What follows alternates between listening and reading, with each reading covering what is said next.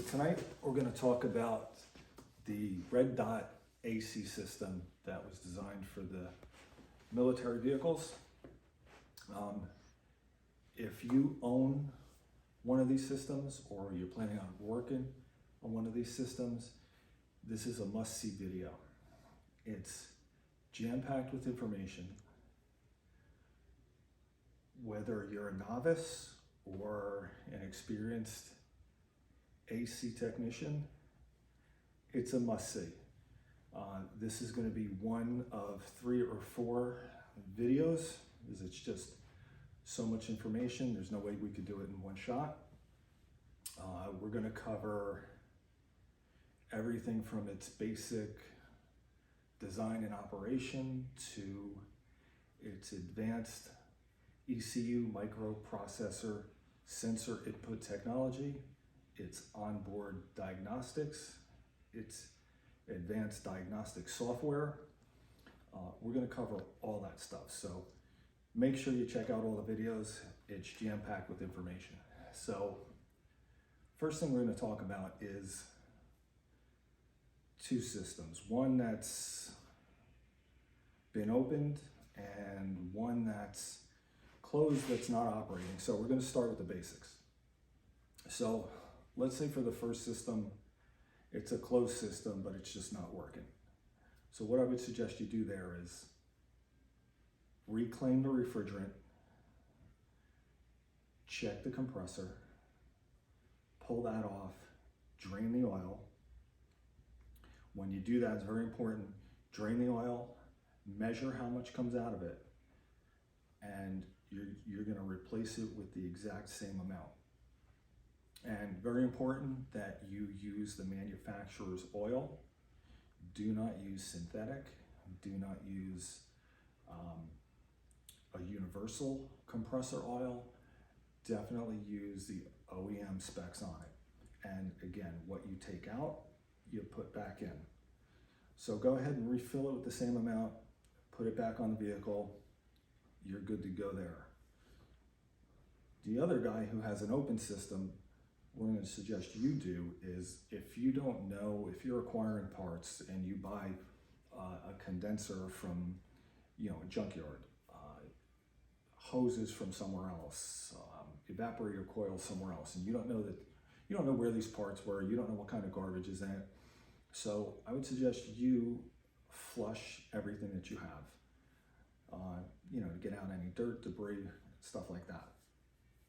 Then the other thing with either system, you're going to want to replace your filter dryer.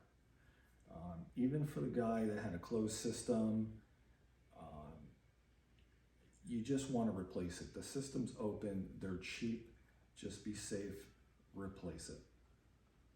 Other note on the filter dryer is they mounted these things inside the vehicles and outside the vehicles. If you're mounting inside the vehicle, you have to make sure when you replace it, you don't put a dryer that has a pressure relief valve. If you put one with a pressure relief valve, and God forbid something goes wrong in the system and it blows the valve, you're gonna have refrigerant and oil shooting all over the inside of the vehicle, and it's not funny. And if there's anybody around it, they're gonna have a bad day, because that stuff gets to be 170, 180 degrees. So that'll just be a bad day for everybody. So just make sure no pressure relief valve if it's inside the vehicle. Outside, it doesn't matter. And some compressors, they have a pressure relief valve built into the compressor themselves. So either way, replace the filter dryer. So once you got your oil changed, and the oil change for you, if your system is open, what you need to do is look at the compressor, look at what the manufacturer recommends, how much oil it needs, and put that exact amount in it. And what you're going to do is you're going to turn it upside down, you're going to put the oil in it, you're going to spin it over a couple of times, and you're good to go. The reason the other system needs to be measured is because there's oil going through through your lines, through your condenser, through your evaporator coil. So it's very important not to overcharge with oil. It's not good at all. So the other guy where you're starting from scratch, you know, you have no oil anywhere, so that's why you need to put the full amount in that compressor, okay?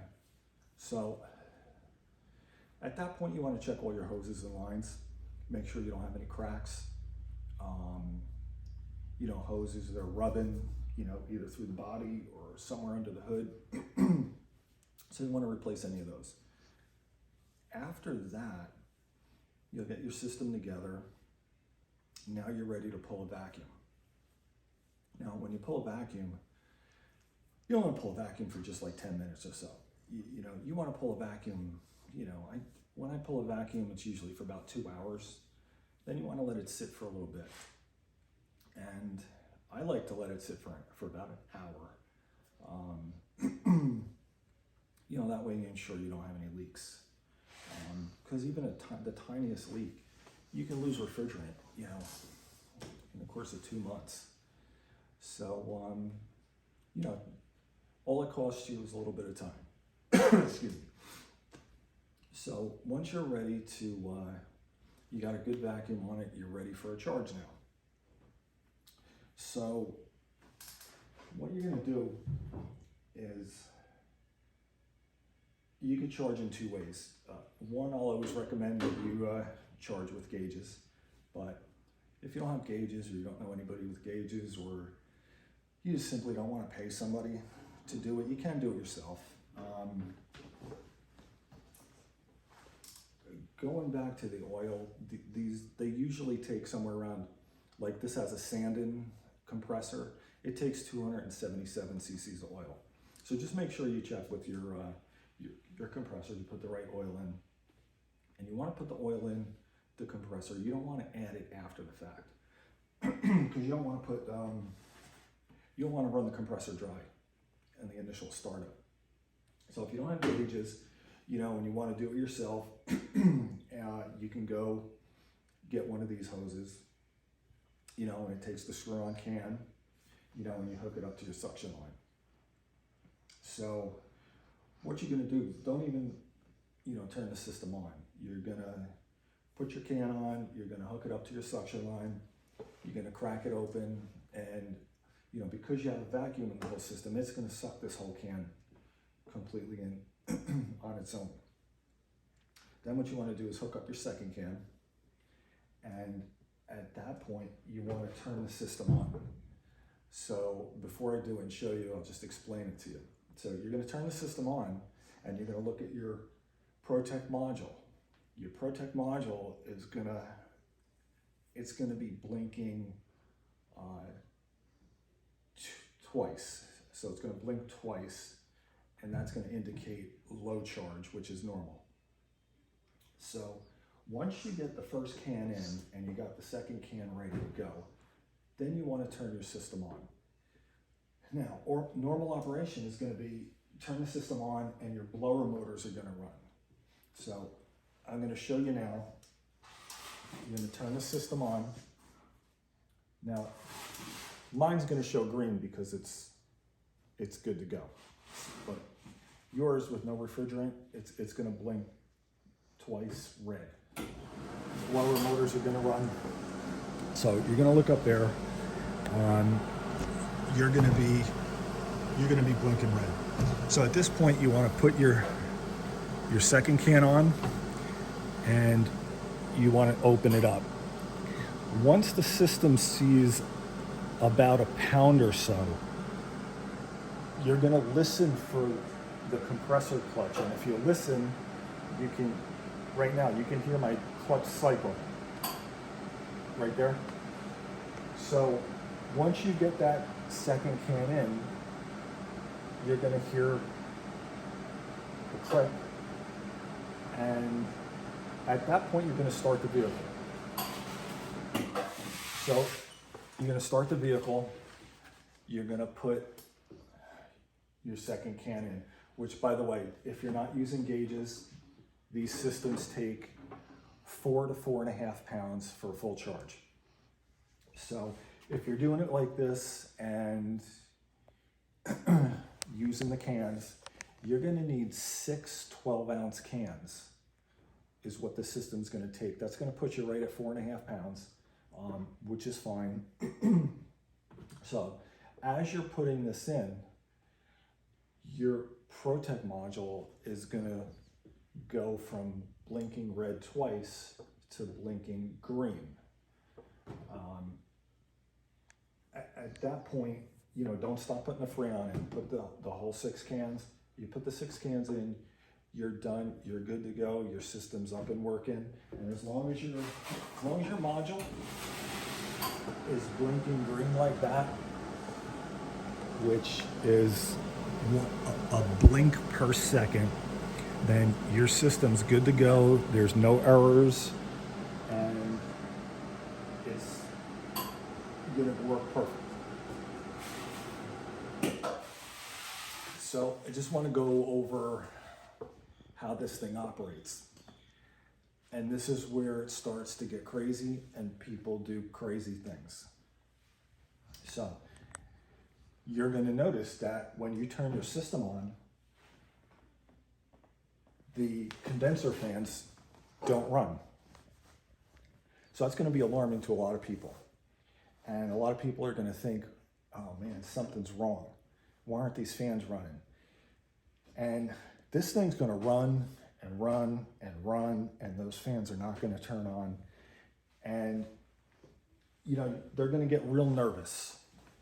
And even if they start checking stuff, like checking these hoses, you know, these hoses are going to get hot. And then you really get nervous. So I've seen and heard so many stories of people jumping the fans, wiring the fans direct. They start jumping, you know, switches and just doing crazy things because they think something's wrong because those fans aren't running. Well, the fact is they're not supposed to run all the time. They're supposed to cycle on and off. And we'll get into that in a later video when it becomes more technical. But if you're going to jump off the video and think, you know, you got enough information to go, that's not the case. You need to stick around for the rest of them, because you need to learn how the system works and why it works and why people are doing what they're doing to these systems. And even if you're an experienced AC tech and you're going to use the gauges, well, here's what's going to happen in your situation. You're going to add your refrigerant and you're going to be watching your gauges, and you're going to watch these gauges fluctuate. In a normal world, that's not supposed to do that. And you're going to get alarmed, and you're going to start diagnosing this thing with all kinds of stuff. Because these pressures, you're going to be watching them, and it's going to go 150, 200, 250, and you're going to be like, man, what's going on? This isn't supposed to do this. And you're going to get up to 300, and your fans are still not kicking on. And you may stop there and you may say, you know, I don't want to blow this system up. You know, these pressures aren't supposed to be there. And you're going to panic, and you're going to, you know, you're going to tell a customer, you know, you've got big problems. You know, you're going to start diagnosing. Well, first of all, you might diagnose and say, you're low on refrigerant. And I've seen stories of people putting 6 to 7 pounds of refrigerant in these things and causing even bigger problems. To recovering the refrigerant, thinking there's a bad TXV valve, right? Replace the TXV valve, put the refrigerant back in, start the system up, and you still got the same problem. Or maybe you said, you know what, maybe we'll replace the TXV valve. Well, while we got the system open, we'll replace the filter dryer. And you put the refrigerant back in, start the system up, and you're still doing the same thing. Then you're really scratching your head saying, well, man, maybe let's wire the fans to run constant, you know? And then if you do that, you're going to watch your pressures go way down. This, your low is going to drop down to 10, and you're going to think, oh man, we got a restriction somewhere, and you're going to start saying, well, maybe let's replace the evaporator coil or even the condenser, and you're going to be just going around and around in circles when in fact all of that is perfectly normal. I'm going to go back to why this system was designed. It was designed to work in the desert, not here. And it was designed to run at 110 to 120 degrees ambient temperature. And, now you bring it back here and you run it, in 80, 90 degree weather. That's 30 degrees. That's a huge, huge difference. So going back to the fan cycle, well, those fans cycle on at 330 psi. So you've got your pressure going from 120, 125 all the way up to 330. Then the fans kick on, and your pressure goes from 330 down to 100. All perfectly normal. And that's how the system is designed to operate. And you've got so many people looking at that, not knowing that that's how it was designed to run, and going into panic mode, and people are jumping sensors, they're unplugging sensors. Like I said, they're wiring the fans to run directly. And the other problem that comes into play is, this thing, it might look simple, but that little Protect module, don't let that thing fool you. That is an advanced piece of equipment. And when it sees people doing what they're doing, that thing does exactly what it's supposed to do. It's sensing catastrophic failure is imminent, and it's shutting the system down. And so what it does is it shuts the system down, but it still runs the blower motor. And you think the system's running, and it's really not. So you're just going in circles when in fact, all it is that no one understands how it's supposed to work, and that's how it was designed to work. Now, I'm not going to sit here and say, it's perfect, because it's not in this environment. It's perfect the way it was meant for the environment it was meant to run in, which was the desert. So, and I'm not even going to say it's a flaw. It is designed very well. It runs perfect, and it's just not running perfect here. And there's a fix to that. And I'm currently working on developing something to fix that. And it's just about done. And what it's going to do is it's going to make this thing run in the optimized temperature to run here where we are, not in the desert. And I'm almost done with it. So if anybody's interested, stay in touch. It'll probably be ready in a month or so. Once I get a couple of things finished with it, we'll have it up and ready for sale. The condenser fan. So here's the deal with the condenser fan. The condenser fan, why it doesn't work well here is because of its size. That thing is enormous. And I want to show you a comparison of a condenser from that one to a full-size pickup. So this is a condenser from a full-size Dodge pickup with a Cummins diesel. It's seen better days, obviously, but take a look at the size of it. It's an inch thick, and it was in that truck, which is a full-size Dodge pickup with the Cummins diesel in it. So this condenser, just to give you an idea, this condenser surface area is 550 square inches, okay? That condenser up there is equivalent to 1,620 inches surface area. That's 3 times the size of this. And that's the reason you cannot run those fans all the time.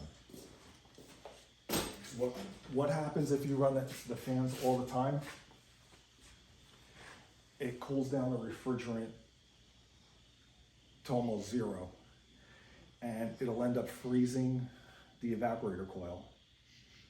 And once it does that, again, the Protect module shuts it down. And the problem is it shuts it down internally, but the blower motor still runs. So you think it's still operating and you think something's wrong with it. So they've gotten a bad rap. People think these systems are junk. People hate them. It's just a simple fact that they don't understand them. And once you understand them and understand how they're meant to work and designed to work, they work just fine, with the exception of the pressure that turns the fan on. So like I said, I developed a solution for it, and it's gonna cycle those fans to run at the optimum temperature here where we live in the United States. So be on the lookout for that, because that's going to be huge. I'm going to do a whole video. It's going to be plug and play, simple install. It's probably going to take maybe 20 minutes to install, and we're going to do a video on that, show you how that works. We're going to do a before and after. We're going to document all the pressures and all the temperatures, and it's already been done. It works amazing. So be on the lookout for that, because that's going to make the system awesome. It's already an awesome system, but it's going to be awesome to work where we live, not in the desert. All right, so that's going to be a wrap on this video. Be sure to check the next one out. We're going to talk a lot about the system components and their function, and the Protect module and its functions and its safety functions and how they operate, how everything operates together. So again, it's going to be jam-packed with information, a must-see. If you own these things, if you're going to work on these things, must-see video. So be on the lookout for the next one, and we'll see you then.